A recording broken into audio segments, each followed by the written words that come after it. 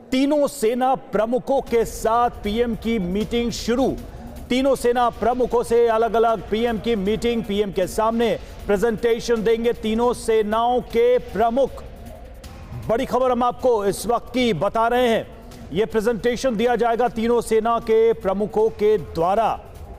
अग्निपथ से जुड़ा बड़ा अपडेट पीएम के सामने प्रेजेंटेशन, तीनों सेना प्रमुखों का यह प्रेजेंटेशन, तमाम बारीकियों को प्रधानमंत्री के सामने रखा जाएगा। आशीष हमारे साथ मौजूद हैं। आशीष, कैसे देखा जाए इस प्रेजेंटेशन को? बेसिक ऑब्जेक्टिव क्या होगा इस प्रेजेंटेशन का? तीनों सेनाओं के chief admiral R Hari Kumar नौसेना प्रमुख और जनरल मनोज पांडे थल सेना प्रमुख और air chief marshal V R Chaudhary वायुसेना प्रमुख, तीनों सेना प्रमुख एक एक करके बारी बारी से प्रधानमंत्री मोदी को प्रेजेंटेशन दे रहे हैं। उस प्रेजेंटेशन का मेन फोकस केवल और केवल अग्निपथ है, लेकिन आपको बता दूं कि काफी ज्यादा तैयारियां भी की जा रही हैं, क्योंकि अब जो स्टेज पहुंच गया है अग्निपथ और अग्निवीर को लेकर, और तीनों सेनाओं के प्रमुख पीएम को लगातार मिल रहे हैं एक के बाद एक, जिसका सिलसिला अब से कुछ मिनटों पहले शुरू हो गया है और वो लगभग 3 बजे तक चलेगा। ध्यान दीजिएगा कि तीनों सेना प्रमुख एक साथ में नहीं मिल रहे हैं, अलग अलग मिल रहे हैं और तीनों सेनाओं की तरफ से अलग अलग प्रेजेंटेशन दे रहे हैं। इसी बीच में एक बहुत ही बड़ी डेवलपमेंट्स भी होंगी, वो सीडीएस रिलेटेड होगी। प्रधानमंत्री मोदी तीनों सेनाओं के प्रमुखों के साथ में सीडीएस और department of military affairs related चर्चा भी करेंगे और इसी के साथ 3 बजे एक प्रेस कॉन्फ्रेंस होगी, जो कि ट्राई सर्विस प्रेस कॉन्फ्रेंस होगी।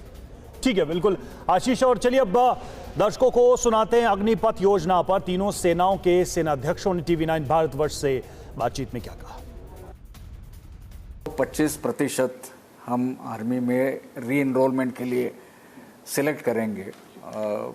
We will want to select the best and that is one of the main, I would say, features और एडवांटेज ऑफ द स्कीम।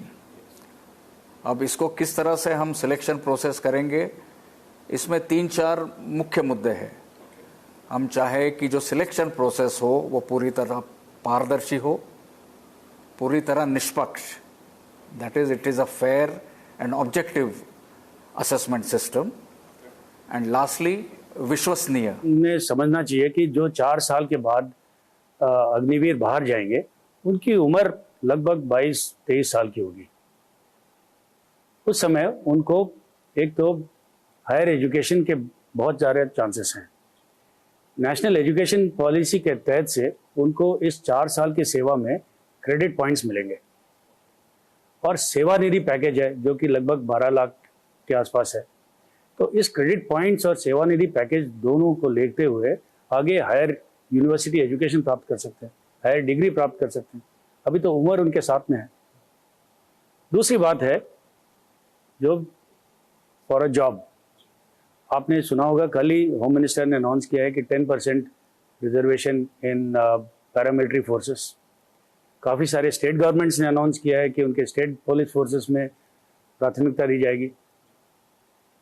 और तीसरी बात है कि इस सेवानिधि पैकेज को लेते हुए इस युवा को चांस है अपना एक एंटरप्रेन्योर बनने के लिए, अपनी एक वेंचर स्टार्ट करने के लिए। और जो 25% जो री एनरोल हो जाते हैं उनको तो फौज में पेंशनेबल जॉब मिलेगा ही। मेरा मैसेज है कि ये ऐसा प्रोटेस्ट और वायलेंट एक्टिविटीज़ होने ही नहीं चाहिए। उनको ये स्कीम के बारे में पूरी जानकारी लेना चाहिए और इसके लिए गवर्नमेंट ने भी क्लैरिफिकेशंस किया है और हमने भी प्रेस रिलीज़ किया है। इसके बारे में काफ़ी स्टेटमेंट्स रिलीज़ हुए हैं और डिस्कशंस भी हो गए हैं, और किसी को अगर कोई डाउट है तो हम इसको क्लैरिफाई करने के लिए हम तैयार हैं।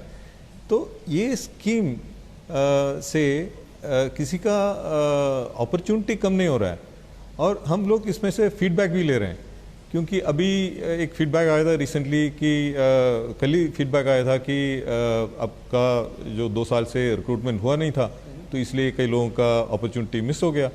तो तुरंत गवर्नमेंट ऑफ इंडिया ने और मिनिस्ट्री ऑफ डिफेंस ने इसको जो एज लिमिट जो था 17.5 to 21 उसको इंक्रीज करके इस साल के लिए उसको 23 तक कर दिया।